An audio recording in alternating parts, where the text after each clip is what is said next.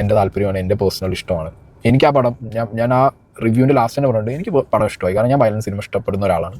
എനിക്ക് ആ പടം ഇഷ്ടമായി. ഒന്ന് ആരെങ്കിലും കണ്ടിട്ടുണ്ടെങ്കിൽ ഒന്ന് കമന്റ് ചെയ്യട്ടോ. പിന്നെ ഈ സിനിമ കണ്ടിട്ട് കുരു പൊട്ടിയ ചില അവന്മാര് മിക്കവാറും ഈ സിനിമയ്ക്ക് വല്ല സ്റ്റേ വല്ലതും കൊടുക്കാൻ ചാൻസ് ഉണ്ടോ എന്ന് എനിക്ക് സംശയമില്ലാതില്ല. കാര്യം അത്രയും ബ്രൂട്ടലാണ്. അയ്യോ നമുക്ക് ഇവിടെ നിന്ന് ഇങ്ങനെയുള്ള ബ്രൂട്ടലൊന്നും പറ്റത്തില്ലെന്നും പറയുകയാണെങ്കിൽ ചില ട്രെൻഡുകൾ കാണാൻ കോടതി കൊണ്ട് സ്റ്റേ കൊടുക്കും. ഇത് അയാള് ശരിയാണത്, അങ്ങനെ ചെയ്യുവാണെങ്കിൽ അരി മേടിക്കാനാണെന്നാണ് പറഞ്ഞത്. കൃത്യമായിട്ട് പറഞ്ഞ അരി മേടിക്കാനാണെന്ന് പറയാം.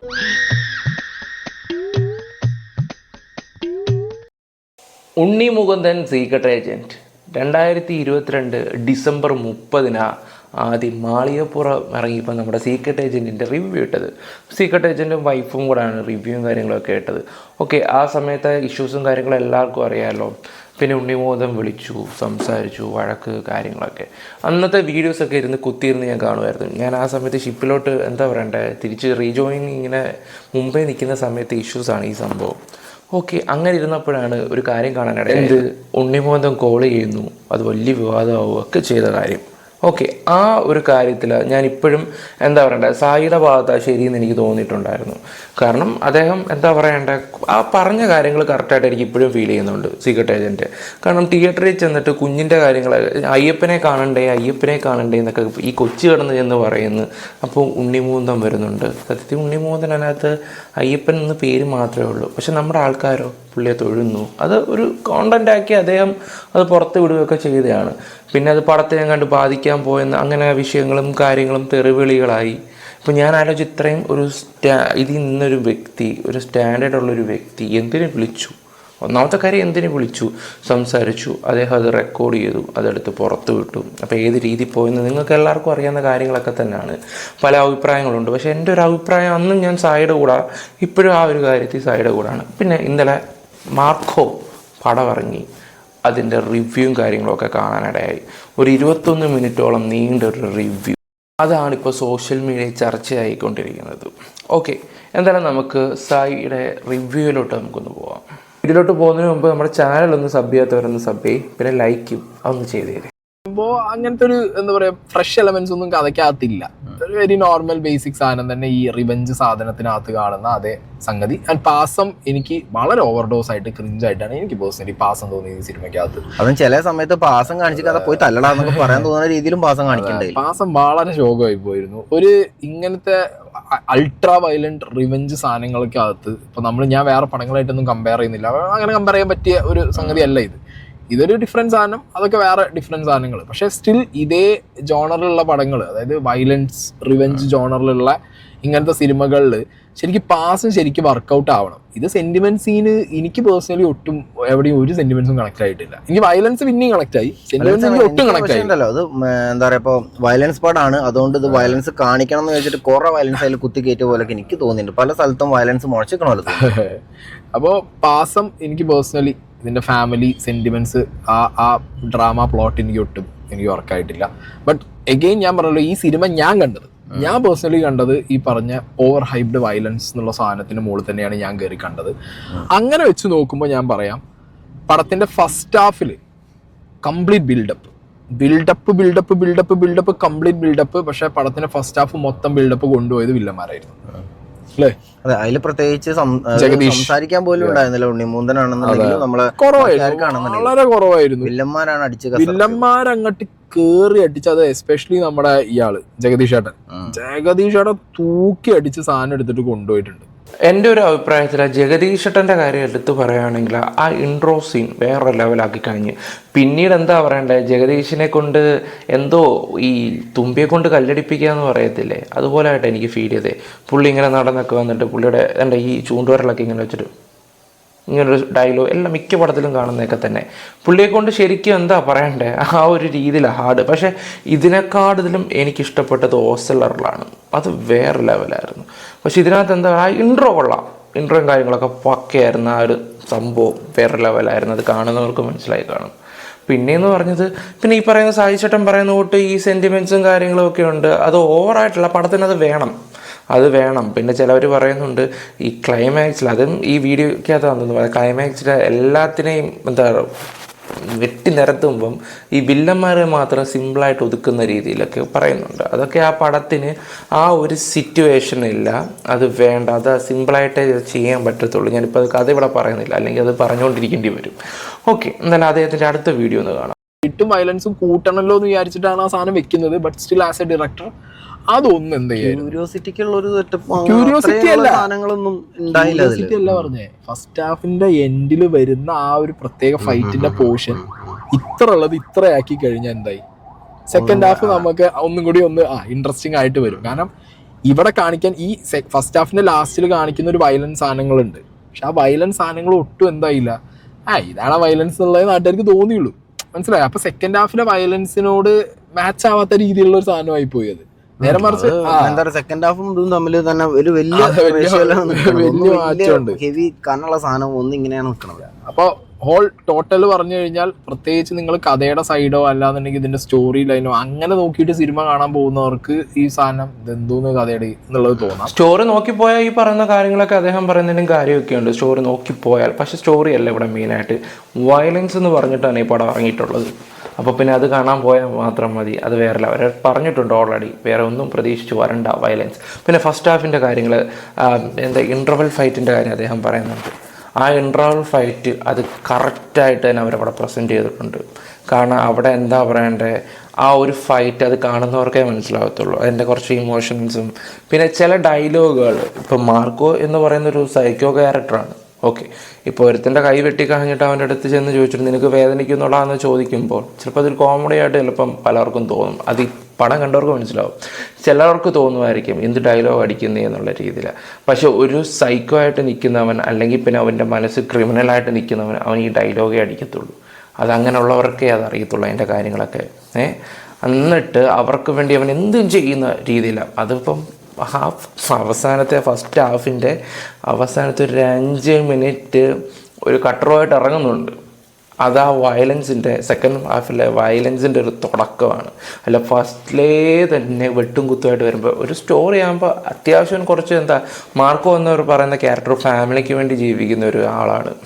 ആ അദ്ദേഹത്തിൻ്റെ ഇമോഷനും എല്ലാം ആണ് ഫസ്റ്റ് ഹാഫിൽ. അങ്ങനെ കൊണ്ടുവരത്തുള്ളൂ ഏത് പടത്തിലാണെങ്കിലും. അല്ല തുടക്കമേ ഇങ്ങനെ കൊണ്ടുവരത്തില്ല.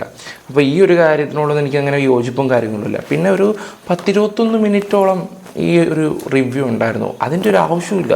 ഞാനൊക്കെ ഒരു റിവ്യൂ പറയുകയാണെങ്കിൽ 3 മിനിറ്റ് അല്ലെങ്കിൽ 2 മിനിറ്റ്, അതിൻ്റെ അപ്പുറം ഒരു റിവ്യൂ ഞാൻ ഉദ്ദേശിക്കുന്നില്ല. 8 മിനിറ്റ് 9 മിനിറ്റ് പറഞ്ഞിട്ട് അതിൻ്റെ ഒരു ആവശ്യവും ഇല്ല.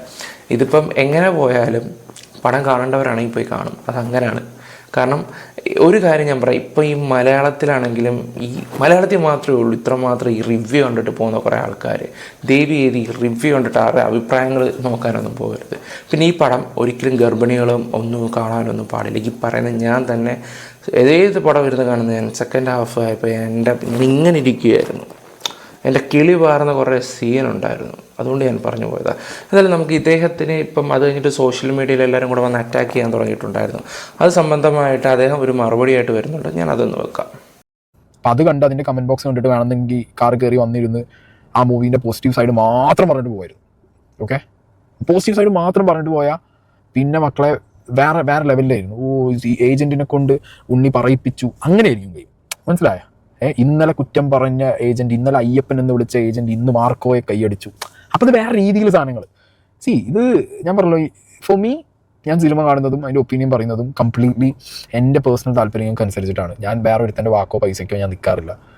വർഷങ്ങളായിട്ട് എന്നെ ആദ്യമായിട്ട് തിയേറ്ററിൽ കൊണ്ടുപോയ എൻ്റെ മുത്തശ്ശൻ മുതൽ, പിന്നെ എൻ്റെ ഏട്ടന്മാരൊപ്പം പോകാൻ തുടങ്ങി, പിന്നെ ഞാൻ ഫ്രണ്ട്സിൻ്റെ ഒപ്പം പോകാൻ തുടങ്ങിയത് മുതൽ, ഇതൊക്കെ നമ്മൾ ഡെയിലി എക്സസൈസ് അപ്ലൈ ചെയ്യുന്ന പരിപാടികളാണ്. കൂട്ടം കൂടിയിരിക്കുമ്പോൾ സിനിമയെ കുറിച്ച് സംസാരിക്കുന്നതും സിനിമ കണ്ടതിനെ കുറിച്ച് പറയുന്നതും വരാൻ പോകുന്ന സിനിമകളെ കുറിച്ച് സംസാരിക്കുന്നതൊക്കെ സോഷ്യൽ മീഡിയയിൽ ഇപ്പോൾ ഇങ്ങനെ ഒരു സ്പേസ് കിട്ടിയതുകൊണ്ട് നമ്മളത് ഇവിടെ പറയുന്നേ ഉള്ളൂ, ഒരു ഒപ്പീനിയൻ റിവ്യൂ ആയിട്ട്.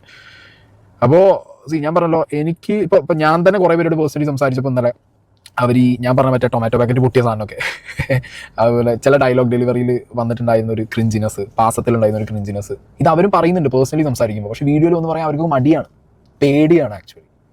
മനസ്സിലായോ? കാരണം പേടി എന്ന് പറഞ്ഞു കഴിഞ്ഞാൽ ഒരു ഗ്രൂപ്പ് ഓഫ് ആളുകളുടെ അറ്റാക്ക് ഭയങ്കരമായിരിക്കും. ഇപ്പം ഞാൻ എൻ്റെ പേഴ്സണൽ ഇൻബോക്സിലൊക്കെ കയറി നോക്കുമ്പോണ്ട് തൊണ്ടയ്ക്കും തൊള്ളയ്ക്കൊക്കെ ഇൻസ്റ്റാഗ്രാമിലൊക്കെ വെട്ടുപൊളി പൊളി. ഞാൻ നോക്കുമ്പോൾ സാധാരണ കമ്മ്യൂണിസ്റ്റുകാരെ പറഞ്ഞാലാണല്ലോ പിന്നെ വരുന്നത് ഉണ്ണിമൂന്തൻ കേസിലാണ്, ഇത് ഉണ്ണിമൂന്തൻ കേസിലാണ്. ഈ മാളികപ്പുറം കഴിഞ്ഞിട്ട് ഈ സൈബ്രോ തന്നെ ഈ പറയുന്ന വേറെ കുറേ പടം ഉണ്ണിമോഹൻ്റെ ഇറങ്ങിയിട്ടുണ്ടായിരുന്നല്ലോ, അല്ലെ ജയ ഗണേശൻ്റെ ഒക്കെ റിവ്യൂ ഇട്ട ഒരാൾ തന്നെയല്ലേ.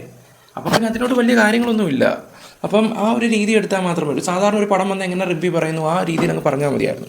ഇതിപ്പം 10-21 മിനിറ്റ് പറഞ്ഞു. അപ്പോൾ എന്തോ പേഴ്സണലായിട്ട് എന്തെങ്കിലും മനസ്സിൽ വെച്ചിട്ടാണ് പുള്ളി സംസാരിക്കുന്നത് ആൾക്കാർക്ക് തോന്നിപ്പോവും സത്യം പറഞ്ഞാൽ. ഇപ്പം എല്ലാവരും പറയുന്നത് നിങ്ങൾ അന്ന് നെഗറ്റീവ് അടിച്ചു, മാളികപ്പുറത്തിന് നെഗറ്റീവ് അടിച്ചു, ഇതിനും നെഗറ്റീവ് അടിച്ചു, പുള്ളി നെഗറ്റീവ് ഉണ്ണിമോഹൻ്റെ അടിക്കുന്നുണ്ടോ, ആ പടം എല്ലാം സൂപ്പർ ഹിറ്റ് ആണെന്നാണ് പറയുന്നത്. ഓക്കെ, എന്നാലും ഇത്രയും നീട്ടിപ്പോയതിനോട് എനിക്ക് ഒട്ടും താല്പര്യമൊന്നുമില്ല. പിന്നെ ഈ റിവ്യൂ പറയുന്നതിനോടും എനിക്ക് വലിയ താല്പര്യമൊന്നുമില്ല. ആരാണെങ്കിലും ഇവിടുത്തെ ഉള്ളവരാണെങ്കിൽ പോലും. ഇപ്പം ഞാൻ പറഞ്ഞാലും കഥയൊന്നും പറയത്തില്ല. ഇന്ന പടം കൊള്ളാം, ഒരു 2 മിനിറ്റ് മാത്രം പറയും. മസ്റ്റ് എന്ത് പടമാണെങ്കിലും അത് തിയേറ്ററിൽ പോയി കാണണമെന്ന് ഞാൻ പറയും. ഇപ്പം അവസാനം പറയുന്നൊരു കാര്യം എന്ന് വെച്ചാൽ നിങ്ങൾക്ക് ഓരോരുത്തരും ഇഷ്ടമാകും, റിവ്യൂസ് പറയുന്ന ആൾക്കാരുടെ അല്ല തീരുമാനം. പിന്നെ വന്നിട്ട് എൻ്റെ ഒരു അഭിപ്രായം പോലെ ഒരു 2 മിനിറ്റിൽ എന്തെങ്കിലും ഓടിച്ചിട്ട് പറയുന്നല്ലാതെ പറയത്തുമില്ല. എൻ്റെ താല്പര്യമാണ്, എൻ്റെ പേഴ്സണൽ ഇഷ്ടമാണ്. എനിക്ക് ആ പടം ഞാൻ ആ റിവ്യൂവിൻ്റെ ലാസ്റ്റ് തന്നെ പറഞ്ഞിട്ടുണ്ട്, എനിക്ക് പടം ഇഷ്ടമായി. കാരണം ഞാൻ വയലൻസ് സിനിമ ഇഷ്ടപ്പെടുന്ന ഒരാളാണ്. എനിക്ക് ആ പടം ഇഷ്ടമായിട്ടുണ്ട്. ഞാൻ എവിടെയും ആ പടം ഇഷ്ടമായില്ല എന്ന് പറഞ്ഞിട്ടില്ല. ആൻഡ് ഇതൊരു ബെഞ്ച് മാർക്കാണ്. ഓക്കെ, ആൻഡ് ഈ കൊല്ലത്തെ എന്താ പറയുക ഏറ്റവും വലിയ ഓപ്പണിങ്, ഏറ്റവും വലിയ ടിക്കറ്റ് സീറ്റ്സിലൊക്കെ ഈ പടം ഫ്രണ്ട് ലൈനിലുണ്ട്. സോ ഫുള്ളി പടം എന്താണെങ്കിലും ക്ലിക്കാവും, ഒരു 100 crore അടിക്കും തന്നെയാണ്. ഓക്കെ, പുള്ളി എന്തായാലും വയലൻസ് പുള്ളിക്ക് ഇഷ്ടപ്പെട്ടു. പുള്ളി പറഞ്ഞു പടം എനിക്ക് ഇഷ്ടപ്പെട്ടു, അല്ല ഞാൻ കൊള്ളത്തില്ലെന്നുള്ള രീതിയിൽ പുള്ളി കാര്യങ്ങളൊന്നും പറഞ്ഞിട്ടൊന്നുമില്ല. പക്ഷെ നമ്മുടെ ആൾക്കാർ എന്താ പറയണ്ടേ, ആ രീതി കമൻസും കാര്യങ്ങളൊക്കെ അതുപോലെ കമൻറ്റും കാര്യങ്ങളൊക്കെ പുള്ളിക്കെതിരെ വന്നിട്ടുണ്ടായിരുന്നു. ഇപ്പം പുള്ളി എന്തായാലും ഈ പടം ഇഷ്ടമാണെന്നാണ് പറഞ്ഞത്, ഇഷ്ടപ്പെട്ടെന്നാണ് പറഞ്ഞത്. പിന്നെ ഈ പറയുന്ന റിവ്യൂ ഞാൻ മൊത്തം കണ്ടതാണ് അത്. പിന്നെ ചില കാര്യങ്ങളൊക്കെ എന്തിനോക്കെ വേണ്ടി ഇങ്ങനെ പറയുന്നു. ആൾക്കാരുടെ ആദ്യത്തെ കമൻസൊക്കെ എന്താണെന്ന് വെച്ചാൽ പരമാവധി ഡീഗ്രേഡ് ചെയ്യാൻ എന്താ പറയണ്ടേ, ഇലയ്ക്കും മുള്ളിനും കേടില്ലാത്ത രീതി പുള്ളി ശ്രമിക്കുന്നുണ്ടെന്നുള്ള രീതിയിലായിരുന്നു കമൻസ് വന്നത്. പിന്നെ അത് തെറിവിളിയായി, പിന്നെ അങ്ങ് പൂരയായി, അങ്ങനെ കുറേ കാര്യങ്ങളൊക്കെ. ഇത് സംബന്ധമായിട്ട് എനിക്ക് ഒരാളൊരു വീഡിയോ അയച്ചു തന്നെ, നമ്മുടെ ലൈഫ് ഓഫ് അനന്തുവിൻ്റെ ഒരു വീഡിയോ എനിക്ക് അയച്ചു തന്നിട്ടുണ്ടായിരുന്നു. ലൈഫ് ഓഫ് അനന്തു സായി ഉദ്ദേശിച്ചിട്ടല്ല ഈ കാര്യങ്ങൾ പറയുന്നതെന്നും പറഞ്ഞിട്ടുള്ള രീതിയിലാണ്. അപ്പം ഞാൻ അദ്ദേഹത്തിന് വോയിസ് മെസ്സേജ് അയച്ചു പറഞ്ഞതെന്ന് പറഞ്ഞാൽ ആ സായി ചേട്ടൻ ഇട്ടതിനേക്കാളും അങ്ങാണ്ട് ഒരു 5 മിനിറ്റ് അങ്ങാണ്ട് കഴിഞ്ഞിട്ടാണ് പുള്ളി ഇടുന്നത്. അപ്പോൾ എന്തായാലും ആ വീഡിയോ വന്ന് ഉടനെ ഷൂട്ട് ചെയ്തൊക്കെ വരുമ്പോൾ എങ്ങനെയായാലും അനന്തുവിൻ്റെ ഒക്കെ ഒരു ക്വാളിറ്റിയൊക്കെ വെച്ച് നോക്കുകയാണെങ്കിൽ അദ്ദേഹമൊക്കെ ഹാർഡ് വർക്ക് ചെയ്യുകയാണെങ്കിൽ ആറും ഒരു 2-3 മണിക്കൂറൊക്കെ ഹാർഡ് വർക്ക് ചെയ്യുന്നൊരു വ്യക്തിയാണ് ഒരു വീഡിയോസൊക്കെ ഇടുമ്പോൾ തന്നെ.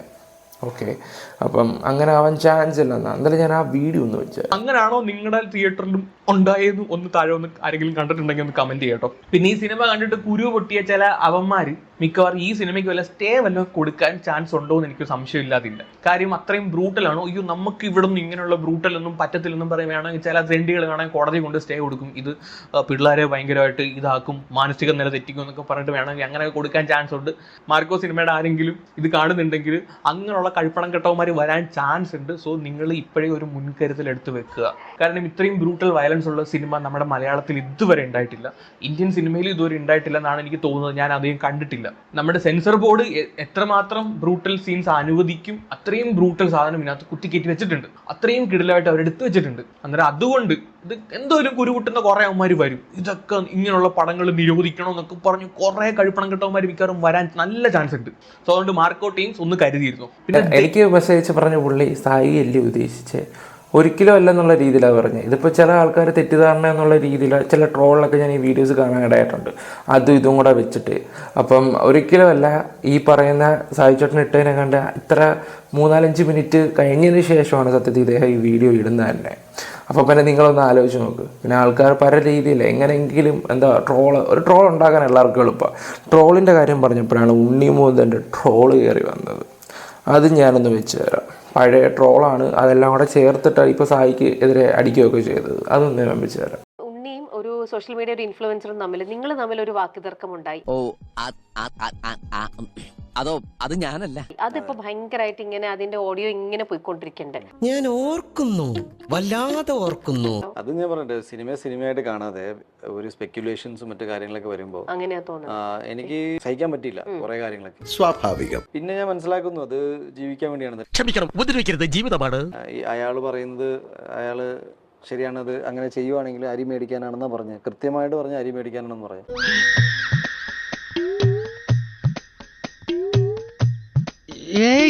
അങ്ങനെ ഒരാൾ പറയണേ ഞാൻ ജീവിക്കാൻ അന്നത്തിന് വേണ്ടിയാണ് ഞാനിത് ചെയ്യുന്നതെന്ന് പറയുമ്പോൾ പിന്നെ I think I have to respect that. Okay,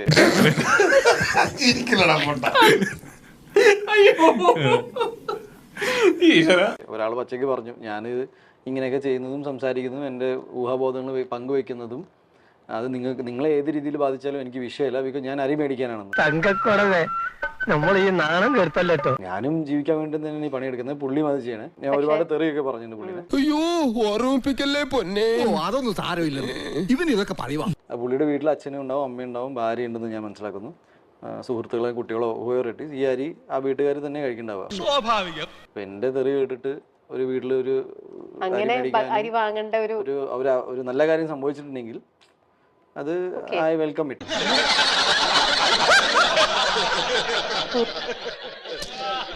എനിക്ക് അത്രയും പറയാം. ബിക്കോസ് അയാൾ പറയാനില്ല ഞാൻ ഉറച്ചു നിൽക്കുന്നു ഇതിനാണെന്ന്. പക്ഷെ അരി മേടിക്കാനാണെന്ന് പറഞ്ഞപ്പോ പിന്നെ ഞാൻ സത്യത്തിൽ അന്നോട്ട് പിന്നെ എനിക്കൊന്നും പറയാൻ പറ്റാത്ത അവസ്ഥയായി പോയി.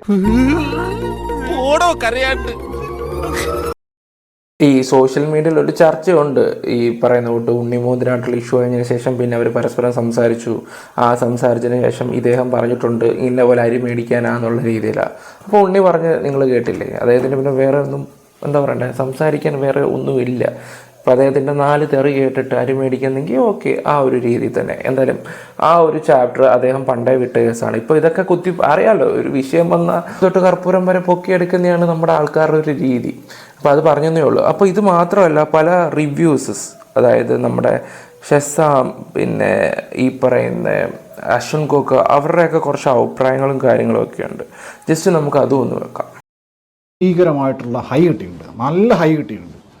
കാരണം ഇതിൽ യാതൊരു മയമില്ലെന്നേ, ഒരു മയമില്ല. ഇത് ആളുകളെ വെറുതെ പിന്നെ നമ്മൾ ഇത്രയും നാളെ കണ്ടുള്ള പോലെ ചുമ്മാ പിന്നെ വെട്ടുക, കുത്തുക, ചോപ്പ് ചെയ്യുക, സ്ലൈസ് ചെയ്യുക പരിപാടി മാത്രമല്ല.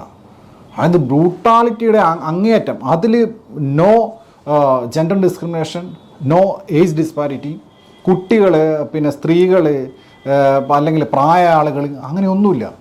അതുപോലെ വില്ലൻസിനൊന്നും വേറെ ഒരു മറ്റ് ഇൻറ്റൻഷൻസ് ഒന്നുമില്ല. കൊല്ലൽ തന്നെ, മനസ്സിലായില്ലേ? കൊല്ലുക ആ പരിപാടി. അത് ഈ സിനിമയ്ക്കകത്ത് ഇവരെന്താണ് ഉദ്ദേശിച്ചത് അത് അങ്ങനെ ചെയ്ത് വെച്ചിട്ടുണ്ട്. അതിൽ പേഴ്സണലി ഞാൻ ഭീകരമായിട്ട് സാറ്റിസ്ഫൈഡാണ്. കാരണം ഇത് ഞെട്ടിപ്പിക്കുന്നത് എന്താണെന്ന് വെച്ച് കഴിഞ്ഞാൽ ഇത് നമ്മുടെ ഭാഷയിൽ വന്നൊരു സിനിമയാണ്. ഈ ഒരു മലയാളത്തിൽ വന്നിട്ടുള്ള സിനിമയാണ്. Unni Mukundan, rise of a hero. പുള്ളി ഇതിൽ ചെയ്തു വെച്ചിരിക്കുന്ന പരിപാടി എന്ന് വെച്ച് കഴിഞ്ഞാൽ അതായത് അത്രയും ഹെവിയാണ് ഈ ക്യാരക്ടർ. മാർക്കോ എന്ന് പറഞ്ഞ ക്യാരക്ടർ, നമ്മളൊരു ക്യാരക്ടർ എടുത്ത് ഒരാളെ തലയിൽ വെക്കുന്ന സമയത്ത്, ഒരു ആക്ടറുടെ തലയിൽ വെക്കുന്ന സമയത്ത് അയാൾക്ക് താങ്ങാൻ പറ്റണ്ടേ? പക്ഷേ ഇത് താങ്ങി കേട്ടോ. സ്റ്റൈലിഷ് എന്ന് പറഞ്ഞാൽ അമ്മാതിരി സാധനം കേട്ടോ, അടിപൊളി. പിന്നെ എന്ന് വെച്ചാൽ വില്ലന്മാർ, അവന്മാർ ചെയ്ത് ഇത് വെച്ച് നോക്കുവാണെങ്കിൽ ഉരയ്ക്കാൻ തോന്നും സത്യം പറഞ്ഞാൽ. അതുകൊണ്ട് കുട്ടികളും കാര്യങ്ങളൊന്നും പോവുകയൊന്നും ചെയ്യരുത്. പക്ഷേ ഞാൻ പോയ തിയേറ്ററിൽ ഒരു കുട്ടിയെ പേരൻസ് അവിടെ കൊണ്ട് നിർത്തിയിട്ടുണ്ടായിരുന്നു. ഞാൻ പിന്നെ അതൊരു ഷൂട്ട് ചെയ്താലോ എന്ന് കരുതിയതാണ്. പിന്നെ അത് വേണ്ടാന്ന് കരുതിയിട്ട് ഞാൻ അത് വേണ്ടാന്ന് വെച്ചതാണ് ആ ഒരു സംഭവം. തിയേറ്ററിൽ ഇങ്ങനെ കുട്ടികളെ കൊണ്ടുപോയിട്ടുണ്ടായിരുന്നു, കൊച്ചു കുട്ടികളെ. അത് തിയേറ്ററുടെ ഭാഗത്ത് തെറ്റുപറ്റിയതായിരിക്കാം. പക്ഷേ ഫസ്റ്റ് ഡേ ഞാൻ 2 വട്ടം പോയി കേട്ടോ. ഫസ്റ്റ് ഹാഫ് കണ്ടിട്ട് എനിക്ക് ഇറങ്ങേണ്ട ഒരു സിറ്റുവേഷൻ വന്നിട്ടുണ്ടായിരുന്നു. ആ സമയത്ത് അവർ ഈ എന്താ പറയണ്ടേ, ഞാൻ കയറിയ സമയത്ത് ഈ കുട്ടികളെ കിട്ടാതെ വന്ന പേരൻസിനെയൊക്കെ അവർ പറഞ്ഞു വിടുകയൊക്കെ ചെയ്തായിരുന്നു. ഞാൻ സെക്കൻഡ് ഡേയിലാണ് സെക്കൻഡ് ഹാഫ് കാണാൻ വേണ്ടി പോയത്. അപ്പം പടം തുടങ്ങി ഇപ്പോഴാണ് ഞാൻ എൻ്റെ വീട്ടിൽ നിന്ന് ഇറങ്ങി അത് അവിടെ ചെന്നിട്ട് പിന്നെ പടം കണ്ട് കംപ്ലീറ്റ് ചെയ്തത്. അതാണ് ഞാൻ സത്യത്തിൽ റിവ്യൂ ഇടാൻ വേണ്ടി വരാഞ്ഞത് തന്നെ. അഥവാ ഞാൻ റിവ്യൂ ഇട്ടാലും 1-2 മിനിറ്റിലങ്ങ് ഒതുക്കും. അതാണ് എൻ്റെ ഒരു രീതി. നല്ല പടം, അഥവാ ഒരു മോശപ്പടമാണെങ്കിൽ പോലും നിങ്ങളത് പോയി കാണണം, നിങ്ങളുടെ അഭിപ്രായം പറയണമെന്നേ ഞാൻ പറയത്തുള്ളൂ. പിന്നെ ഗർഭിണികളൊന്നും ഈ പടത്തിന് പോകരുത്, ഒരിക്കലും പോകരുത്. ആ 7 അയലത്തോടെ പോകരുത്. പിന്നെ ഇനി സസാമിൻ്റെ കാര്യങ്ങൾ നമുക്കൊന്ന് വെച്ച് നോക്കാം. Please parents be responsible, don't be idiots. കൊച്ചു പിള്ളേരെയൊന്നും കൊണ്ട് ഈ പടം കാണിക്കാൻ പോലും തിയേറ്ററിൽ മസ്റ്റായിട്ടും പിള്ളേരെ കൊണ്ടുവരണ ഫാമിലീസിനെ തടഞ്ഞു നിർത്തി വീട്ടിൽ പറഞ്ഞു വിടണം, ടിക്കറ്റും റീഫണ്ട് ചെയ്തിട്ട്. എനിക്ക് അതാണ് പറയാനുള്ളത്. വളരെ ബ്രൂട്ടൽ പടമാണ്, സ്ട്രിക്ട്ലി അഡൽസ് ഒള്ളിയാണ്. So please bear that in mind. എടുത്തു പറയേണ്ടത് ഇതിൻ്റെ ആക്ഷൻ ആരാണ് ചെയ്തതെന്നാണ് ഞാൻ നോക്കിയത്. കലൈ കിങ്സ്റ്റൺ. പുള്ളിയുടെ റിവ്യൂസിനോടൊന്നും എനിക്ക് വലിയ താല്പര്യമൊന്നുമില്ല. പക്ഷേ ഈ ഒരു പോയിന്റ് വെരി ഇമ്പോർട്ടൻറ്റ്, അതെല്ലാവരും ഒന്ന് ശ്രദ്ധിക്കണം. ഞാനൊന്ന് പറഞ്ഞാണെങ്കിലും ഇപ്പം ഇവരൊക്കെ പറഞ്ഞ് വിശ്വസിക്കുന്ന കുറേ ആൾക്കാരുണ്ട്, അവർക്ക് വേണ്ടി ഞാൻ ഇത് ഡെഡിക്കേറ്റ് ചെയ്യുന്നു. പിന്നെ ഈ പടം കണ്ടിറങ്ങിയ ഉണ്ണിമോദിന് പറയാനുള്ളതും കൂടെ നമുക്കൊന്ന് വെക്കാം.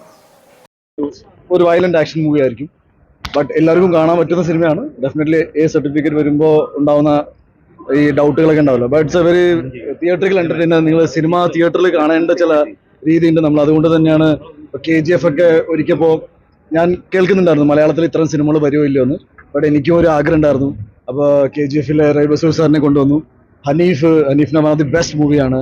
പിന്നെ ഈ സിനിമയുടെ ഐ തിങ്ക് എനിക്ക് ഇങ്ങനത്തെ ഒരു സിനിമ ചെയ്യാൻ പറ്റിയതിൽ മെയിൻ റീസൺ ഷെരീഫിനെ പോലെ ഒരു പ്രൊഡ്യൂസർ വന്നപ്പോൾ കംപ്ലീറ്റ്ലി ബാക്ക് ചെയ്യാൻ ഒരു പ്രൊജക്ടിനെ വലിയ സിനിമ മലയാളത്തിൽ വലിയ സിനിമകൾ വരണമെന്ന് ആഗ്രഹിച്ച് അതേപോലെ ഒരു A സർട്ടിഫിക്കറ്റ് സിനിമ എന്ന് പറഞ്ഞിട്ട് പിന്നോട്ട് പോയില്ല. ആ സിനിമയുടെ കൊമേഴ്ഷ്യൽ എലിമെന്റ് എന്താണെന്ന് മനസ്സിലാക്കി യൂത്തിന് വേണ്ടിയിട്ടും ഫാമിലീസിന് വേണ്ടി എല്ലാവർക്കും ഒരേപോലെ എൻജോയ് ചെയ്യാൻ പറ്റുന്ന ഒരു കിണ്ണം കാച്ച് ആക്ഷൻ പടം. എന്തായാലും ഒരു 1 man ആർമി എന്ന് തന്നെ പറയാം. പടം കണ്ടവർക്ക് മനസ്സിലാവും. പിന്നെ ഈ പടം കണ്ടിട്ട് മിഖായിൽ പടം കാണുമ്പം എനിക്ക് ഭയങ്കര എന്തോ പോലെ. ഞാൻ ഇന്നലെ വന്നിട്ട് മാർക്കോടെ വരവും സിഗരറ്റ് വലിയൊക്കെ കാണുമ്പോൾ എനിക്ക് കരച്ചിൽ വരും. ആ മാർക്കെയാണല്ലോ ഉമ്മാരെല്ലാം കൂടെ. എന്തായാലും ഇതിൻ്റെ ഒരു സെക്കൻഡ് പാർട്ട് എന്തായാലും ഇറക്കാനൊരു ചാൻസ് ഉണ്ട്. പിന്നെ ഉണ്ണി മുകുന്ദൻ പറഞ്ഞിട്ടുണ്ട് ഇത് സക്സസ് ആവുകയാണെങ്കിൽ അതൊരു 6-7 മാസം മുമ്പ് പറഞ്ഞാണ് ഒരു യൂണിവേഴ്സൽ പോലെ തന്നെ നമ്മുടെ കൈദി വിക്രം പോലെ ചിലപ്പോൾ ഒരു പ്ലാനിങ് കാണുമായിരിക്കും. അപ്പം പിന്നെ അതുപോലെ തന്നെ ഈ പടത്തിനകത്ത് മിഖായിലിനകത്തൊരു ഡോക്ടറുണ്ട്. അദ്ദേഹം ഈ പടത്തിനകത്തുണ്ട്. ഇവരുടെ ഫാമിലി ഡോക്ടറാണ്. അപ്പോൾ ഇതൊക്കെ വെച്ചിട്ട് അവർ കുറേ കാര്യങ്ങൾ ഇനി പ്ലാൻ ചെയ്യുന്നുണ്ടായിരിക്കാം. പിന്നെ അതുപോലെ തന്നെ റിയാസ് ഖാൻ്റെ കുറച്ച് ഇതുണ്ട്. അദ്ദേഹത്തിൻ്റെ കുറച്ച് സീനൊക്കെ കട്ട് ചെയ്ത് കളഞ്ഞിട്ടുണ്ടായിരുന്നു. അതൊക്കെ OTT വരും. പിന്നെ അതുപോലെ തന്നെ ഇപ്പം സോഷ്യൽ മീഡിയയിൽ ഇപ്പോൾ കുറച്ച് ദിവസം കൊണ്ട് സായിയാണ് ചേട്ടനാണ് ഇപ്പോൾ കയറിക്കൊണ്ടിരിക്കുകയൊക്കെ ചെയ്യുന്നത്. അപ്പം ഒരു കാര്യം ഞാൻ പറയാം, ഈ 21-22 മിനിറ്റിൻ്റെയൊക്കെ റിവ്യൂവിൻ്റെ ഒരാവശ്യവുമില്ല. അതൊക്കെ കൊണ്ടാണ് ഈ പ്രശ്നങ്ങൾ കൂടുതൽ വരികയൊക്കെ ചെയ്തത്. ഓക്കെ ഗൈസ്, അപ്പോൾ എൻ്റെ വീഡിയോസ് ഇഷ്ടപ്പെട്ടാൽ നിങ്ങൾ ലൈക്കും ഷെയറും സബ്ബും ഒക്കെ ചെയ്യുക. നിങ്ങൾ എല്ലാവരും വീഡിയോസ് കാണുന്നുണ്ട്, നിങ്ങളാരും സബ്ബും കാര്യങ്ങളൊന്നും ചെയ്യുന്നില്ല. സബ് ചെയ്യാത്തവരൊന്ന് സബ് ചെയ്യും. Bye, love you all.